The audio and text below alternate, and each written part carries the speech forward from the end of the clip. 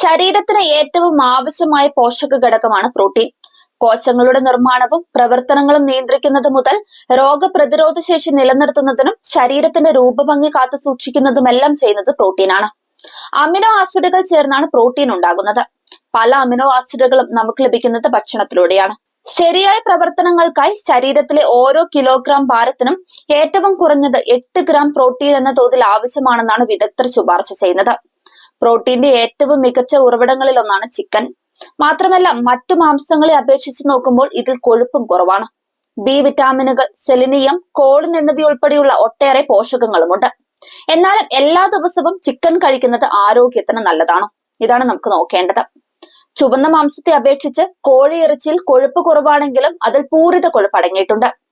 ദിവസവും ചിക്കൻ കഴിക്കുന്നത് കൊളസ്ട്രോളിന്റെ അളവ് വർദ്ധിപ്പിക്കുകയും ഹൃദ്രോഗ സാധ്യത കൂട്ടുകയും ചെയ്യും.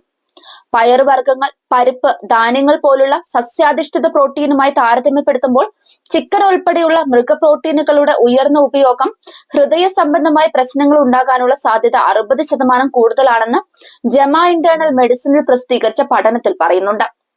കോഴിയിറച്ചി ദിവസവും കഴിക്കുന്നവർക്ക് നോൺ ഹോട്ട്സ്കിൻ ലിംഫോമയും പ്രോസ്റ്റേറ്റ് ക്യാൻസറും ഉൾപ്പെടെയുള്ള ചിലതരം അർബുദങ്ങൾ ഉണ്ടാകാനുള്ള സാധ്യതയും അല്പം കൂടുതലാണെന്ന് 2019 ദി ജേർണൽ ഓഫ് ക്യാൻസറിൽ പ്രസിദ്ധീകരിച്ച പഠനത്തിലും പറയുന്നുണ്ട്.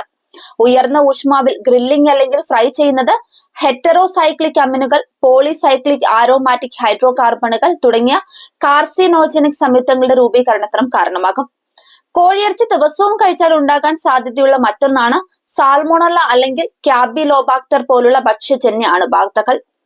Centre for Diseases Control and Prevention report അനുസരിച്ച് ഏകദേശം 1 ദശലക്ഷം അമേരിക്കക്കാർ ഓരോ വർഷവും സാൽമോണല്ല മൂലം രോഗബാധിതരാകുന്നുണ്ട്. വേവിക്കാത്ത കോഴിയിറച്ചിയിൽ നിന്നാണ് ഇവ പ്രധാനമായും പകരുന്നത്. കോഴിയിറച്ചി പലപ്പോഴും ഭാരം കുറയ്ക്കാനുള്ള ഭക്ഷണമായി പറയാറുണ്ടെങ്കിലും ഇത് പലപ്പോഴും വിപരീത ഫലമാണ് ഉണ്ടാക്കുക.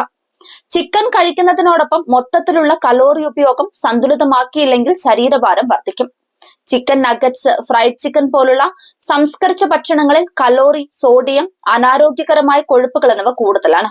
പ്രോട്ടീനായി മത്സ്യം, ബീൻസ്, പയറുവർഗ്ഗങ്ങൾ എന്നിങ്ങനെ വൈവിധ്യമാർന്ന സ്രോതസ്സുകളെ ആശ്രയിക്കുന്നതിന് പകരം പതിവായി സംസ്കരിച്ച ചിക്കൻ ഉൽപ്പന്നങ്ങൾ കഴിക്കുന്ന വ്യക്തികൾക്ക് ശരീരഭാരം കൂടാനുള്ള സാധ്യത കൂടുതലാണെന്ന് അമേരിക്കൻ ജേർണൽ ഓഫ് ക്ലിനിക്കൽ ന്യൂട്രീഷനിൽ പ്രസിദ്ധീകരിച്ച പഠനത്തിലും പറയുന്നുണ്ട്.